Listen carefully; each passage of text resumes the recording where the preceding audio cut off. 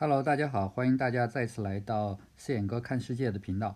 今天是2月10号，也是我们南美南极游轮的倒数第二天。我们来到了南美倒数第二小的国家乌拉圭。别看它国家面积小，人口也只有340多万，但这个国家的人均 GDP 在南美洲是数一数二的，而且在全世界也排到第45位。首都蒙特维迪亚。乌拉圭有差不多一半的人口居住在蒙特维迪亚。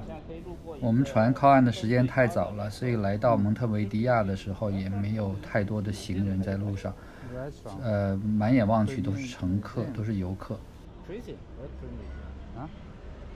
因为船停留的时间不多，我们在这个蒙特维迪亚的话也只是随便逛一逛，没有什么特定的目标。因为没有什么特别的地方要去给大家讲解，所以我不如借这个机会总结一下我们在前半部分的南美南极的这个游程。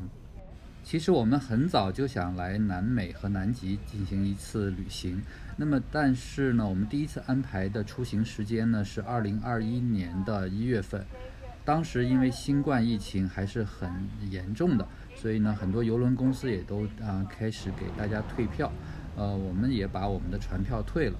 那个时候呢，每一个人呢，这个阳台房的价位呢是14晚，每人6000多加币，而且什么都不包。但是吧，我们还是不死心，所以在2021年的年底前，我们又继续寻求订这个南美南极的邮轮，同一艘邮轮，同一个行程。我们在那个时候呢，订到的价格是每人3400加币，差不多比原来我们的定价呢少了一半。同时呢，邮轮公司还附送了包小费、包酒水和包上网的这些服务。因为那个时候我们订房呢，考虑到还有可能会取消，所以我们选的是可退的定金。现在到了独立广场，这也是乌拉圭首都的最大的一个地标。最著名的地标，前面是个大剧院。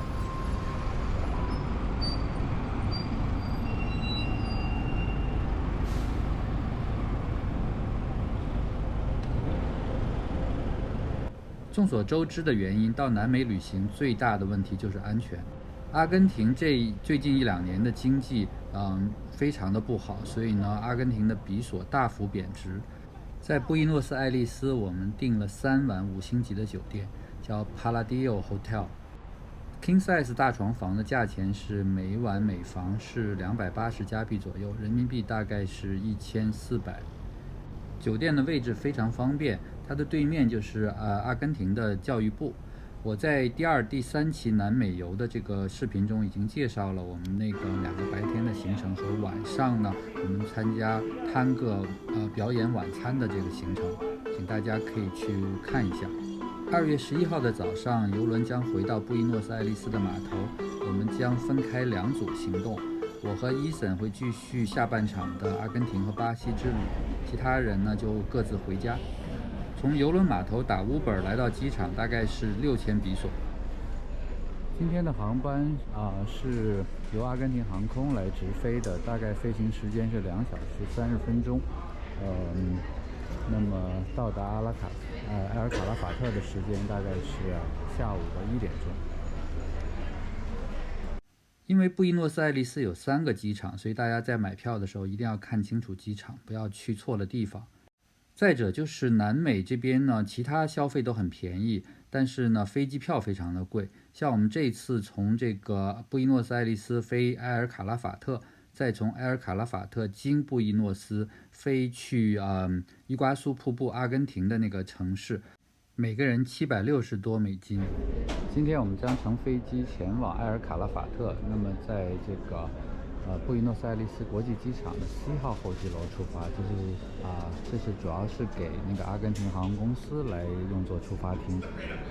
这里面不大，总共是有从24号到27号几个登机闸口。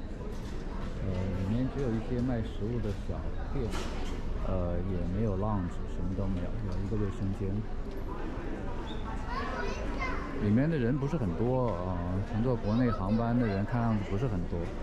所以希望今天一切顺利吧。从布宜诺斯艾利斯去埃尔卡拉法特飞机的飞行时间大概是3小时。阿根廷是一个非常狭长的国家，它南北的距离特别长，所以说我们这样飞3个小时，也只是飞了它国家差不多一半的这个距离。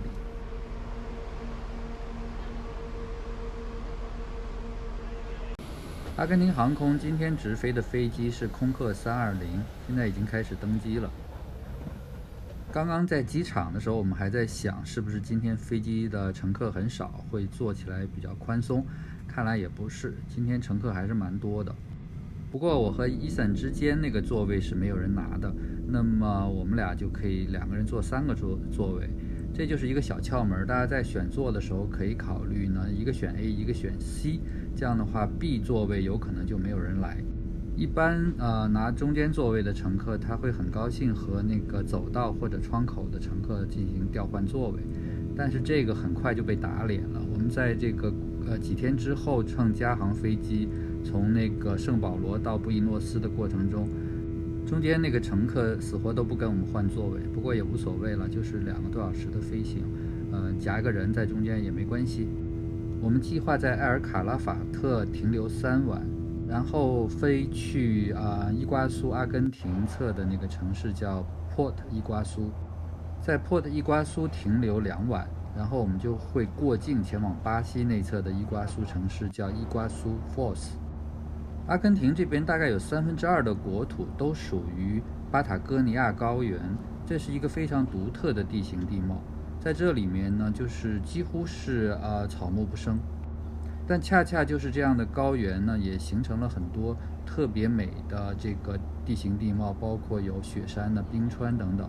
我们这次去埃尔卡拉法特最想去的地方就是莫雷诺冰川，世界上第2大的冰川，而且是活动的，每天呢向前推进2米。除了莫雷诺冰川之外，我们还计划去一下这个智利的百内公园。实际上从地图上看，这个距离并不远，距离这个埃尔卡拉法特大概200多公里。可是呢，路况并不是太好，一日游呢，大概预计路上会花费14个小时的时间。其实这个也是我们蛮后悔的，尤其是我啦，因为在这个整个去百内公园的这个过程中呢，车有差不多1/3的这个路程都是行驶在没有铺柏油路面的道路上，主要都是石子路，包括在百内公园的这个范围内的道路都是石子路。这样的话呢，一路颠簸的结果，有可能就是造成我眼睛视网膜撕裂的这个一个原因。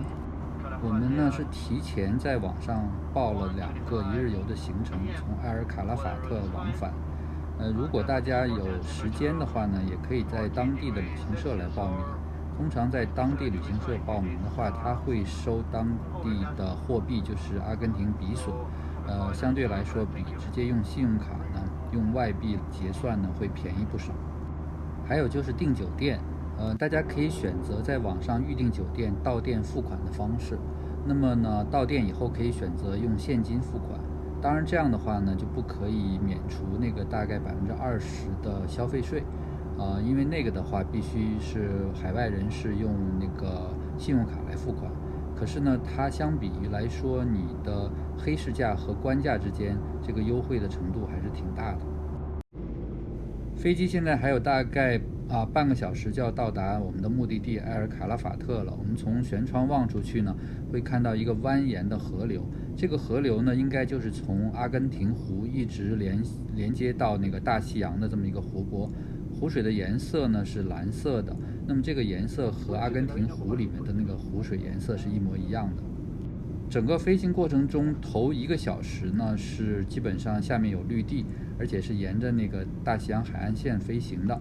那么后面的1个多小时的这个飞行距离呢，都是在这个相当于是高原上飞行，然后呢也是感觉到下面是寸草不生的。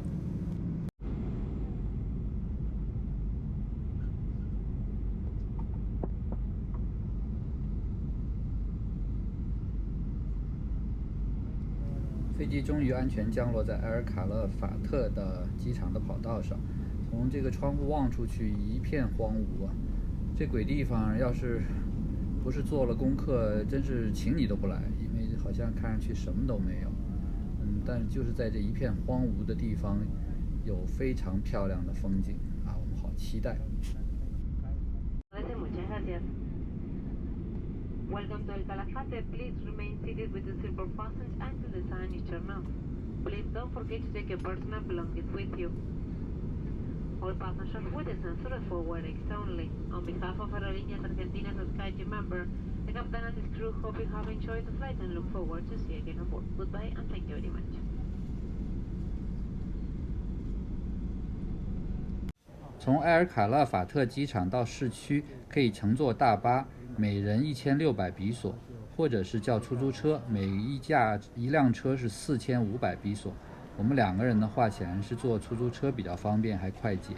在机场那边有一个专门的出租车售票窗口，给了他现金以后呢，他就会给你开张票。大家拿着这张票了，到这个路边呢，就会有工作人员，把那个出租车司机给你叫过来。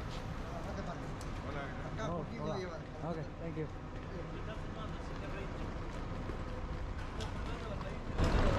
这儿也是有人管理，但是没那么黑，是吧？但是公价嘛，就是说你找他，你觉得安心。